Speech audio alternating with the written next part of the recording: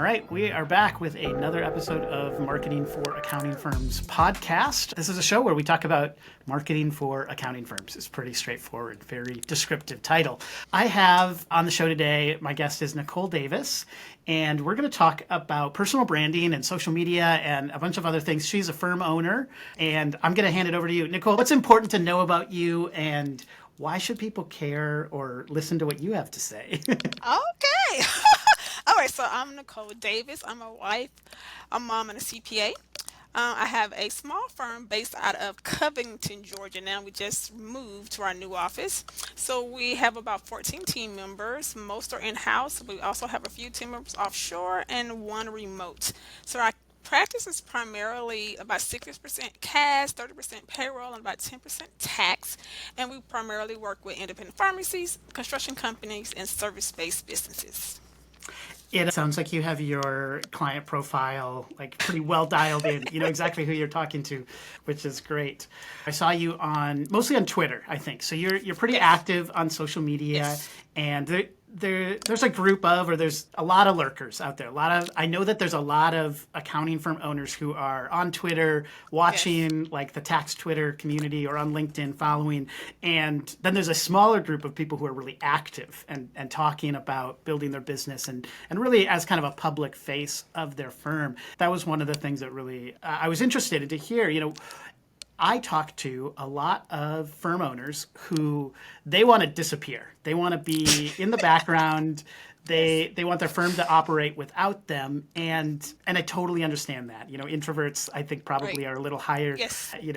higher representation in the accounting space. But you're very much out in front as kind of the face of your business. I'm interested just to hear, was that a conscious decision? Is that just, who you've always been? And what has that been like to be, I guess, building in public and kind of talking about your firm and talking about these things out, in social media? It's funny that you mentioned that. If I've always been like that, I would say I am probably the most introverted person. A lot of people say I'm not, but I am pretty introverted. I always say like I'm like 87% introvert. And the rest. So when you see me showing up on Twitter and all Yeah. these public spaces, that's the other 13%. That's the Hmm. part that likes to speak. So for me, I would say I'm also like most accountants. Initially, I definitely didn't want to like be out front. I wanted to like stay in my little corner, do the client work. But eventually, I think my firm started to evolve, where my goals started to change. So I started thinking about, okay, where do I want to see my firm in 5 years? And do I want to be at the helm of all the client work by then? So for me, it was all about, okay, how do I get from where I am right now to where I want to be in 5 years?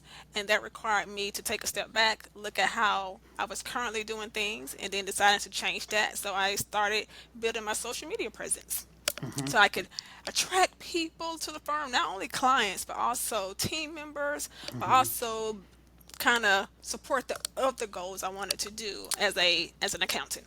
Yeah. So accounting is very much a trust business, right? Yes. People, Yes. you're dealing with their money. Accountants probably know more about you than you wish they knew, because they see all the financial This is transactions true. and all that kind of stuff, right? You probably know more about some of your clients than I even they It's do some. funny. Yes, I have a client. He was like, "You know more about my personal life and finances than my wife." I was like, "Okay, that's probably a problem." Yeah, let's talk about that. Well, so it's a trust business, and so I sit in a marketing seat, and we help firms all the time. And what I found is that the firms that want to just be a brand Yeah. sometimes really struggle actually to gain traction. And you mentioned both areas. You're trying to attract clients, again, very trust based. They want to know who is behind the firm. It's not that they're exactly worried about ethics, but they do want to know, is this a good fit? Do they understand me? Can I trust them? And then a really big part of it is we know that it's hard to hire and retain great talent right now in the Yes. accounting space. Yes. People who are thinking about working for you are 100% spending time looking at your social media, Yes. and when they see the firm owner active, they can really get a much better sense of what is it Yes. like to work here. I think it's a good strategic decision. Did you go into it with specific goals and outcomes, or was it more like, I'm just going to start being more active and I'm going to see what happens? that second part. So yes, I didn't go into it thinking, well, I'm going to like build this huge social media presence, and I'm going to start like making my firm more visible, making myself more visible. It was more like an outlet, honestly. Hmm. So I started using Twitter just to talk about my life, being a wife, a mom, and a CPA, and it was just a way for me to kind of, tell my stories, tell how I was doing things right or wrong. Like I'm very transparent. I tell you the good, the bad, and the ugly. So it was definitely more so. I just want to talk, right? Hmm. And not have anyone talk back to me. Because again, it's the introvert in me. I want to put things out in the world, but not have to like, have a like a two-way conversation with Yeah. someone live all the time. So that's why I started using Twitter because I could put all my thoughts out. I didn't have to hear anybody give their feedback to me or reply right away. So Is your increased presence on Twitter and in social media, is there a correlation between that and your firm growth? Do you draw a line between those? yes, I definitely think there has been we've no, so we are very avid marketers in my firm. So like from day one, we had a marketing budget. Hmm. So the social media just kind of, I guess it kind of elevated our marketing because now we have this face Hmm. behind the name. So for me, it was definitely more so that now that we've always been able to like add clients, we've always been able to like create a presence in our local community, and then now we're creating a presence more online, and we're starting to see that the traction, like there's been traction now as far as people like, hey, I know who you are, I want to work with you. And it's Hmm. not so just the clients, but it's also other accountants. I'm getting more into coaching where I want to like show people how I did it. So it's Hmm. like a two-way street. I'm getting the growth from the client side, but I'm also getting the growth from those goals that I want to pursue Yeah. as a firm owner. I love it when I talk to someone and they say they have a marketing budget. Because, I mean, okay, so accountants, you're always going to be focused on ROI. But I meet a lot of accountants who somehow they have in their head, this is what we think marketing should cost and this is what we think it should result in. Right. But they don't really have a good way to come up with that. I'm Uh-huh. curious, when you were starting out, when you were small, how did you build your marketing budget and how did you determine what you were going to spend and how much? And then what are the Yeah. sorts of things that you did early on? All right, so okay, that's a great question. So let me see. So I definitely think like we didn't have a set number. Hmm. We more so built our marketing around, I want to say, campaigns, right? Hmm. So for us, it was about, okay, this is what we want to do. How much is it going to cost to do that? And then we're going to measure the ROI to see if we're going to keep doing it again. So Hmm. one of the first things we did, because again, we the cash practice all has been growing, but we didn't have a lot of tax clients at the time. So for us, we wanted to attract more tax clients early on, Hmm. and so we did a new homeowner campaign. Hmm. So with that, we bought all the new homeowners in the area that had moved to our town, and then we sent them out a refrigerator magnet with a letter congratulating them on their new home. And so the budget behind it was how much did it cost to buy the list, how much did it Hmm. cost to get the magnets, the number that we needed, Hmm. how much did it cost to mail all of those. So it's a physical mailing. Hmm. So those marketing dollars were more so, okay, here's what we want to do, how much is it going to cost, and was it worth it? Hmm. And then eventually, as we started to scale, then we Hmm. started putting dollars behind. Like, Hmm. okay, now we're setting aside this much to do all the things we want to do as far as marketing. So I would Hmm. say our marketing budget, we spend a lot on marketing. So we do Google ads, and Hmm. we have a budget of about $500 a month on two separate ads. So it's about 1,000 a month for both ads. We have an email. So marketing is also like having an email nurturing Hmm. campaign. So Yep. we invested into email nurturing software. So I would say, I know. Here's the thing, Matt. How much should we be spending on marketing? I would say our budget probably right now is probably falling between like 8 and 10% of our gross revenues. Yeah. Like I said, we spend a lot on marketing. Yeah. And well, what I've found is you're always going to have a floor of Yeah, clients that are just going to find you some way. It's through referrals exactly. or online, and Yes. you do nothing, and you're going to get a certain number in. As you grow, though, that often can't keep up with your drops. Even if you have like really good client retention, if you're losing 15% or 10% a year, you usually need to spend a little bit more just to keep up with. And then if you want to grow, Right. you got to add on top of that. And it does get more expensive. The other thing is if you're a smart firm, you're probably trying to charge premium rates and you're raising your Yes. prices. Yes. And the great clients also become more expensive to get just because there's fewer of them, Yes. right? You're looking for the Yes. ones who value you and are not price sensitive. The short answer, we use two equations that either one works. The simple one is start with 10% of your budget and then put it towards marketing. So that's right, like your revenue, 10%. It's an easy place to start. The other way is, firms grow through acquisition all the time, right? So Yes. you pay We did. 1.2x annual revenue to acquire another firm.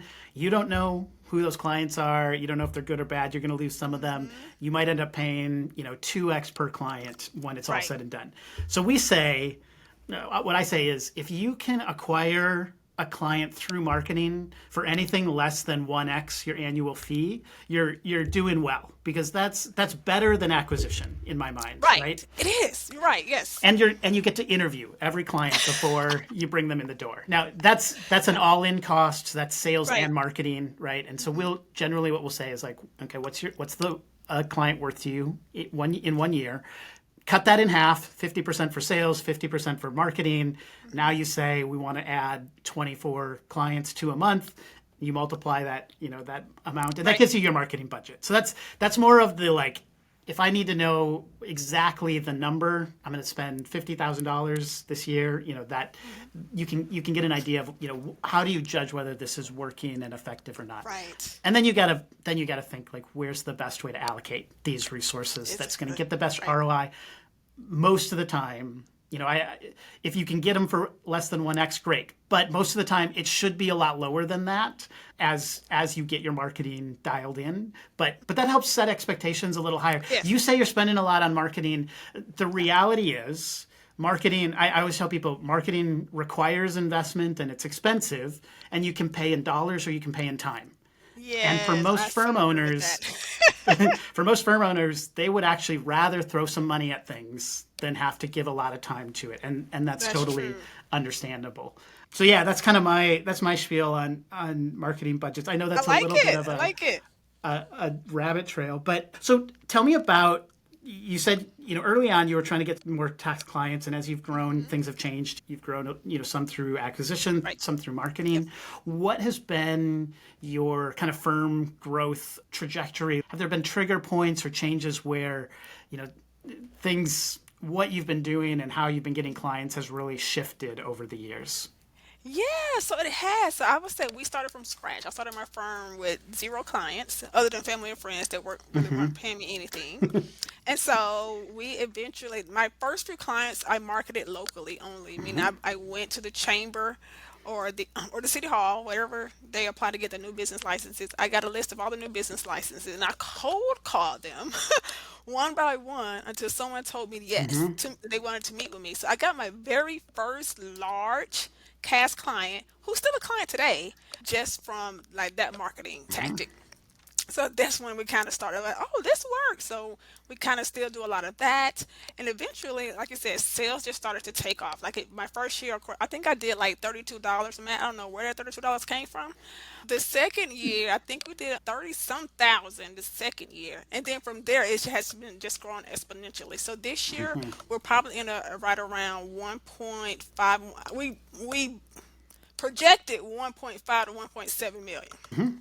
We're probably land a little below that based on just kind of a lot of changes we've been making in our firm. So, like I said, like the only year that we've been pretty profitable as well. So the only time that we didn't really grow, but we also didn't lose a lot of sales either. That's the good was during COVID, right? Yeah. So we just maintained pretty much our sale, and we still invested in marketing throughout. And I would say we have a really great retention rate with our clients. Like most clients don't leave unless I fire them. But now we had one leave recently, but it was out of our control. But other than that, we've done really good retaining clients, and then just adding them is like gravy for us. Yeah. I'm interested to hear, you mentioned that you're getting more into kind of the coaching space. So folks that are listening, on audio and they don't see us, Nicole is a Black woman in accounting. There's, a fairly, I would say, underrepresented in that Very much space. so. I know you have a podcast as well that you Yes, have yes. with some other women. Yeah, I'm just interested in your experience and what you want to bring to the accounting space in general from a Yes. coaching and that perspective. What is interesting about that to you, and what do you hope to be able to do for other folks that are building their firms? Yeah, so I have so the coaching program that my friend and I, Barbara Richardson, are rolling out is called the Martin Bookkeeper. So it's not a technical training program. So we're not teaching bookkeeping. We're not talking about how to do bookkeeping. We're talking about how do you build or run a modern bookkeeping practice. So we're taking all of our lessons learned, all of the mistakes we've made, hoping to help others avoid those same mistakes and get there faster than we did. So that's what it's all about. It's all about building bigger, better businesses. I think running a business is like 30% being good at the thing that you're good at, and like 70% is everything else that you didn't realize you needed to learn. And Yes. of that, so much of it is actually like internal personal work, like understanding, how do I exist as a business owner? How do I understand my own value? How do I charge enough? How do I not, give Yes. everything? And those are the things where I think having a community and having coaches who have done that is so Right. valuable, because Yes. that 70%, like, that 30% is, accounting, Right. bookkeeping, Right. It's taxes. ingrained in us. Right. Right. Debits Right. and credits. Right. Yeah, you can take classes, you got a degree, you got your Yes. CPA, Yes. all that, but it's that 70% of like, what does it mean to run a It's business, and all a the successful personal business, stuff. Yeah. right? Yes, and that's the whole purpose of this coaching program is to like show people how to do that. Because again, we see so many coaching programs where people where they were making money from coaching. They've never run businesses. So for us, it's like, okay, we've done it. I would say we've been successful doing it. Okay, how can we, I guess, have others have that same experience or an even better experience as business owners? So yeah, that's like that 70% is exactly what we're doing. Yeah, not don't make the same mistakes as we did. Make entirely new mistakes of your Right, own, right? making new mistakes and recover faster. Yes. Yeah. Well, let's get back to a little bit to the kind of personal brand and, Okay. and building in public thing. So you're active on Twitter and Yes. LinkedIn. Unpack those two different platforms from your Okay. perspective. Are Right. you the same person in both places, or do you kind No. of shift what you talk about? What's the difference? I am definitely not the same person in both places. I would say Twitter. Twitter's more so like my personal diary, right? It's where I can share out all the random things or organized things that go through my head. So I can be myself. Like again, it also goes back to I can put out into the world without having to have that two-way conversation through verbal conversations. So I'm talking about everything from being a mom, where I'm a mom of five. I'm talking about being married to my husband of 20 years, and I'm just talking about like being a CPA to the many clients that we serve. So it's like a combination of stories, anecdotes, um, qu- inspirational quotes. So it's like it can get very random on my Twitter account, right? I'm trying to make it a little more organized, but other than that, it's very random. LinkedIn is it's a lot more structured. It's very intentional. Because again, it's more so a professional platform. So the things I'm putting out, I'm very mindful of the audience. Like I have two different audiences. The audience on text Twitter is totally different from my audience on LinkedIn. Also, most of my LinkedIn audience are clients. They're other businesses that we're working with. And so again, I'm not as random. I'm not as transparent either, right? Because when I say transparent, I mean like I tell a lot about my personal life on Twitter. Like I don't do that as much on LinkedIn because again, I'm trying to create that no like trucks factor, and I'm able to do that better on LinkedIn versus Twitter. Even though people I guess they like follow me on Twitter because I'm very authentic and transparent, but it's not the same on LinkedIn. Yeah. How much time do you? Okay, this is a two-part question. How much time do you spend during the week, in Yeah. your, we'll say, public-facing, role for the firm? There's an overlap. We're going to include Twitter and LinkedIn here, and then also, do you have that structure? Do you have time set aside to do that, or do you just do it, as you have time, and Yeah. it kind of comes more naturally? I would say when I first started posting on Twitter, it was when I said it was random, I literally mean I would only post when I had some downtime. So when I'm So my husband and I drive to work every day. So when he's in the car driving, I'm usually posting. When I'm standing in line trying to check out, I'm usually posting. When I'm waiting like at a restaurant for dinner, so it was like it was only during down times, right? I didn't have any Hmm. times at the side. I was like, I'm just gonna post down because I feel like it because I have some time. Hmm. Now there is a lot more intentional. So I set aside Wednesdays. Wednesday are my content creation days. So then I'm sitting down and scheduling a lot of my content.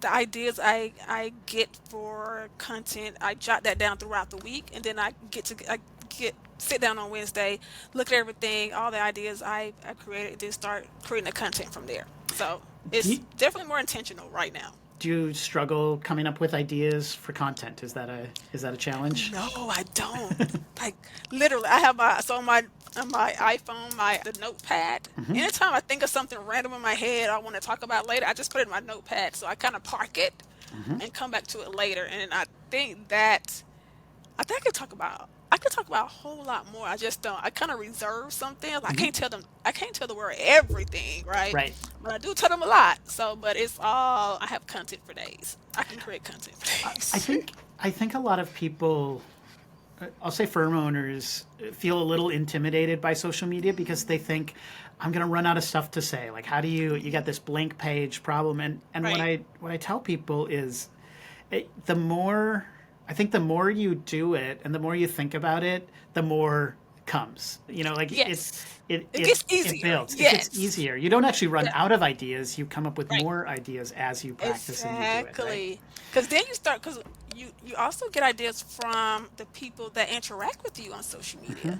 So they'll ask you questions. Also, when you're reading other people's content, you'll be like, I didn't think of that. And you may have a different play on that same subject matter so that you Hmm. can talk about that. Also, too, I tell people, and I learned this from Seth David, I was like, it's okay to take something someone else said and put it into your own words, right? Hmm. Like people are afraid, like, well, I'm gonna copy what they said. No, you're not. Sometimes a particular person may need to hear it in your voice or your Hmm. words in order for it to resonate with them. So I'm like, listen, if you're not sure where to start, go look at other people's and see can you kind of get ideas from what they're posting. Yeah. And with social media, your audience is constantly evolving and growing. And so some of the things that you said 6 months ago, there's a bunch of people that you're connected to now that haven't heard that. And so it's okay Yes, to hit on the yes. same topics again and again. It doesn't have to be totally I new. just thought about that. I was like, I need to go back into my archives from like two Hmm. years ago because back then I probably had a couple thousand followers. Now I have about Hmm. 12,000 on Twitter. Like, I'm pretty sure there were 10,000 people that didn't hear Yeah. what I said That was about good 2 or 3 stuff. years ago. Like, that's good stuff. I need to recreate that. Yes. Yeah. The other thing about writing, and I mean, this goes back. You said you set aside Wednesdays. Like Yes.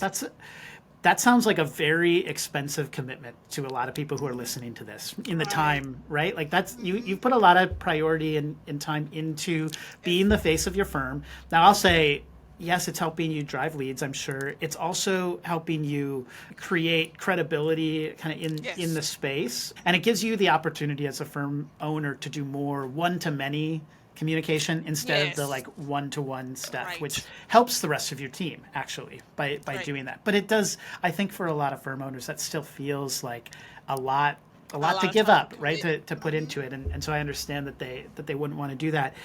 The other thing though is I really believe that writing, whether it's on social media or blogs or emails, it helps you clarify the way you think, which then Yes. allows you to provide better insight and services to your clients. And so taking that time to think about it, how do I communicate this out into the world is helping you grow in your own practice and your own ability to Right. really serve your clients well. So I think people underestimate maybe the kind of side benefits of spending time creating Yes. content, writing, and thinking about your business Yeah. for your clients.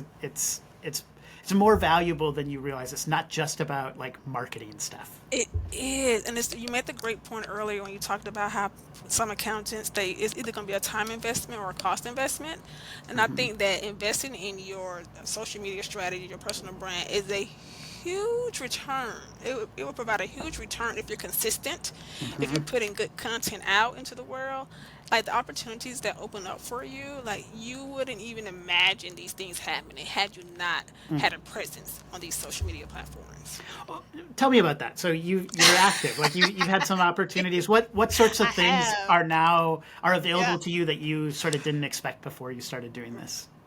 All right, so one is definitely speaking engagements. Hmm. So when I started my firm early on, I said, okay, I'm an introvert, but still, I wanted to be on stage. Hmm. I like being on stage. I have a performing arts background. I come from a performance arts family, so naturally, Hmm. I want to be in the spotlight, right?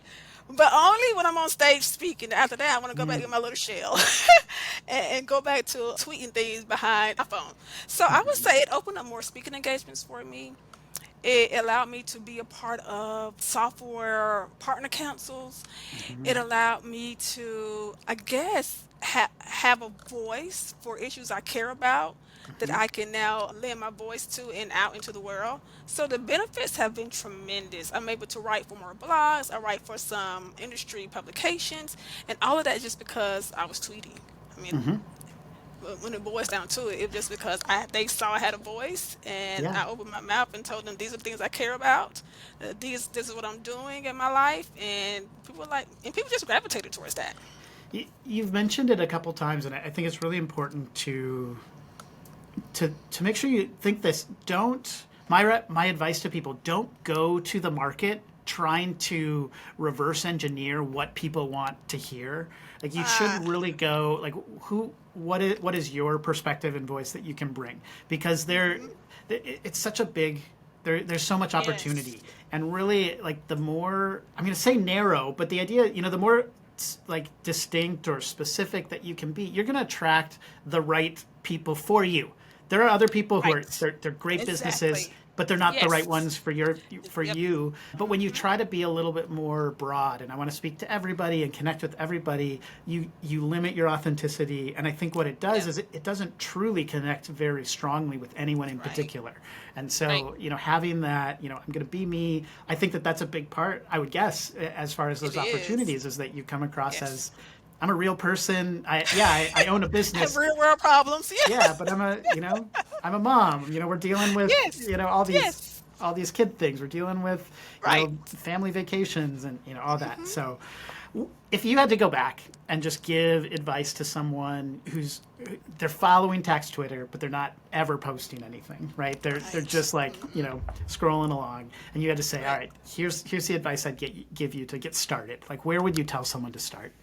Ah, so if you're a lurker and you've been following, I would say speak on something you're comfortable about or speak on something you're passionate about, right? Because then like there's something that you can talk about for days, right? You can if there's nothing else in the world, there's something you really, and it doesn't have to be tax. That's the thing about tax Twitter. Like rarely ever talk about tax, right? Hmm. I'm always talking about being a wife again. It goes back to my handle, Hmm. wife, mom, CPA. CPA is last for a reason because I don't talk about a lot about being a CPA. I talk about Hmm. owning a firm, but not Hmm. about the tax aspect of it. So I would say start talking about something you're passionate about. It doesn't have to be tax. If you love surfing, talk about surfing. Like people Hmm. want to see like what's behind the tax persona. Because right Hmm. now most people just have that text persona, but they're like, what else is there? And Hmm. that's what people really care about. That's how you build that know, like, and trust factor. Yeah, exactly. Because people, the, one of the firms I work with, they have this kind of mantra of like, we like you and we're like you, right? And so like Yep. you attract people who do respond and like, the energy that you bring, and that's the like, the know, like, and Yep. trust. Hmm. That middle piece of like is important. You got to have that trust factor for sure, and obviously they need to know about you. But if Right. it's too bland, especially in this like personal branding space, and you're just like, we just want people to know us and trust us, you miss that little The like, middle right, piece. right. Yeah, it Yes. doesn't work as well. Well, Nicole, where can people find you and connect with you? What do you just want to tell the audience that's listening to this show? All right, so you can find me on LinkedIn. I'm Nicole Davis and CPA, and then on Twitter you can find me at Wife Mom CPA 100. So what do I want people to know? I would say, since we're talking about, I guess, social media marketing, personal branding, like figure out who you want to be to the world. Like figure out who you want, how do you want to portray yourself to the world, and then do that wholeheartedly. I think that's great advice. And if you're struggling with that, find your community and start having conversations. You can always ask the people who know you well, who should I be to the world? Not that you should be someone different, but you know how other people can call No, that that's out a in great you. point. You can ask them like, if how would you describe me to strangers, right? And and just hear the insight they have on how they perceive you, and then that's usually something you can use and you can run with. So Yeah. Well, this has been a great conversation. I'm so glad that you came on the show. Go follow Nicole on Twitter if you want to get more of the wife mom CPA side of things, and go connect on LinkedIn if you want to see the business side of things. She's a great person to be following in both places, whether you are an accounting firm owner and you just want a good example of someone who's active on social media, or I guess if there's some just regular old business people that are listening, especially if you're in the Atlanta area, you should get yes. connected. So thanks Well, again thank for you, Matt. This was fun. yeah, this is a great conversation, and yeah, I think we'll just leave it there for today. All right. Thanks.